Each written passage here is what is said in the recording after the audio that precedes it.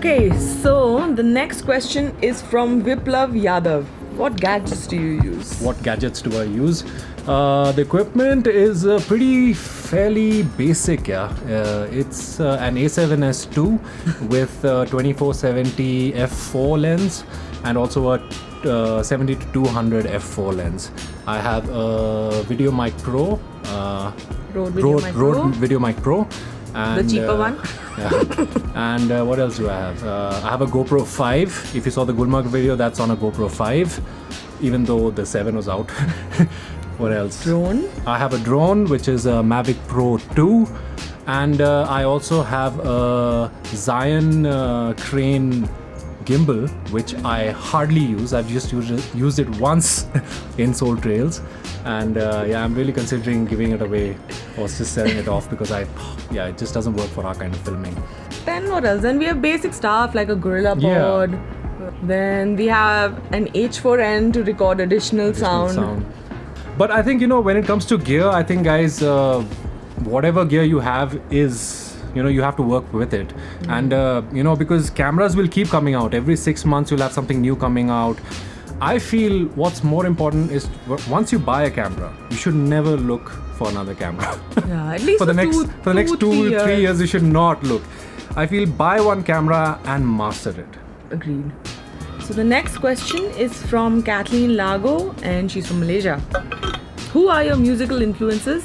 You have such a great taste, and I wonder if you have a SoundCloud or Spotify playlist. I don't have a SoundCloud or a Spotify playlist. As far as music is concerned, it's so many, it's so varied. But mostly it's nowadays it's more indie folk music that I listen to most. So it'd be like Nick Mulvey, Jack Johnson, Tom Misch, FKJ, Hosier, Le Luminous, Tallest Man on Earth, that zone. And when it comes to dance music, these days I've been listening to a lot of Frank Moody. Yeah, it's like really new age disco music, which I've been getting into. And I also spend a lot of time listening to movie soundtracks, like, and especially movies from back in the day, like 1940s and 30s, and even Hindi movies from back in 50s and 60s. Because if you listen to the soundtracks of the movies, it's just amazing. That reminds you of films, like like old cinema. Yeah, that romantic notion. Yeah. That's what I try to inculcate into my own videos as well, and even while choosing songs. And And there's a part 2. She says, what new technology, software or hardware has gotten you excited recently and that you would love to use for your filming? So right now, believe it or not, I make a lot of the music on an iPhone, on a software called GarageBand. A lot of it, my ideas, the first initial ideas are recorded into this. Then I take it onto my audio setup, which is DAW, which is my Logic X, and I'm using MIDI softwares and MIDI devices to trigger different sounds through the digital audio workstation to create all my music. So it's all electronic music. It's like acoustic music being created electronically. But you also play your guitars. Yeah, I have 3 guitars and I've been playing for over 20 years now. So yeah, I have a pretty good understanding of the guitar. When it comes to video, I think 360 videos are something that's really exciting me these days, because the quality is really coming up, and with the new cameras like Insta360 and the GoPro Max, it's so cool, man. Like, you can record everything and then choose your frames later, which I think in the future, storytelling is going to completely change if that becomes like the main. That becomes the norm. I'm quite excited about that. Also VR, I think VR, like taking people like on a trek. Yeah. With VR, that would be so cool. I don't know how it would work, but that would be really cool to be able to do that, right? Yeah. So the next question is from Sushant Deshpande. Your cinematography is phenomenal, no doubt about it. But the music composition in your videos brings a sense of originality to it. How has your journey as a music composer been? When are we going to see more songs like It Will Snow and Pick Things Up? So music for me, I mean, it started like just like anybody. Yeah, I was playing guitar. Guitar was like really the go-to instrument when back in boarding school, and so it was Blink 182, Green Day, that kind of stuff. Guns N' Roses, Pink Floyd, Dire Straits, Eagles. That was my early years, and that was the only kind of music I was listening to. When you're younger, when you're just getting into music, you want to get good at it. Like, you want to get good at an instrument. Like, you want to start playing fast, you want to be like, oh, I can play this song, I can play this song. And as I've grown older now, I'm focusing less on that and more on what emotions I feel inside and how I can represent those emotions through a simplest of melodies. Like, that's what my focus is now. It's like... But I think that part was also important, right? Because learning from others, like first initially you might not be understanding the meaning behind what they're trying to play or say or stuff like that. But I think when it's again it comes down to mastering the tools, right? You've got your building blocks sorted, and now that's why I think you can create your own expression.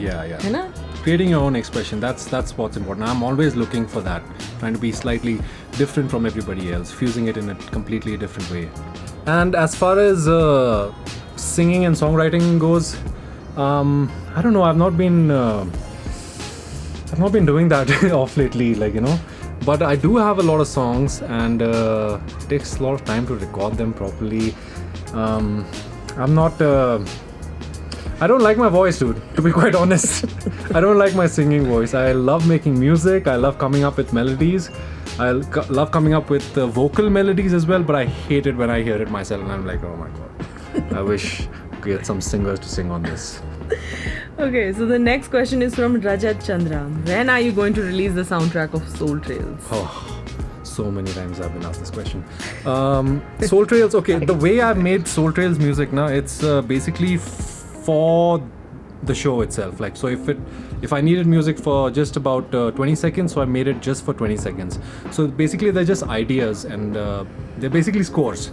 They're not like full scale tracks. So if I put just a 30-second score out there, it's just going to sound weird. You know what, you'll be like, only 30 seconds. Basically they all need to be developed into songs. And I've worked on a few of them. Not all of them, but a few of them. I will be releasing them soon, once I finish them. Like, it's a lot of work still left. Also, creating music is a very long process. Like, it takes time, guys. You have to understand, it's a very time-consuming process. And now because we have been accepted into the ambassador program of Musicbetcom, I'll leave a link below.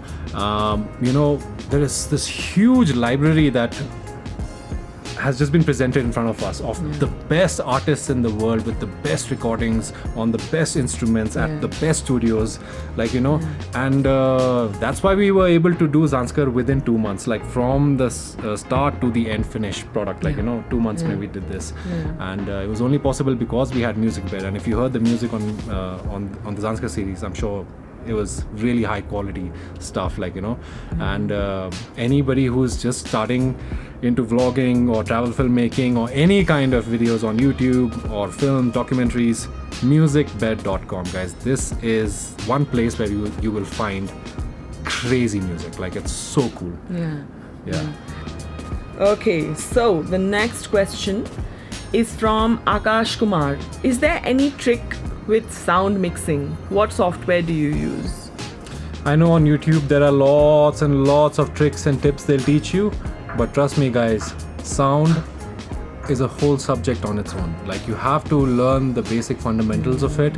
Once you know that, all tricks seem stupid, because once you learn the basics of it, you'll be like, okay, these tricks, you'll come up with these tricks once you've learned the fundamentals. But I think at an independent filmmaker level, you can get away with that. Yeah, you can get away with but it's nice to know. I still feel. For sure. I'm not saying ignore sound. That's not what I mean to say, because honestly, sound is what adds life to your frame. Sound is what makes it 3D and rounded, you know, like without sound, it's just flat, and you won't be able to watch that beyond a couple of minutes. It's sound that is what keeps you in. It's sound that gives you the creepy feeling or the happy feeling or the suspense building up. I don't know, like.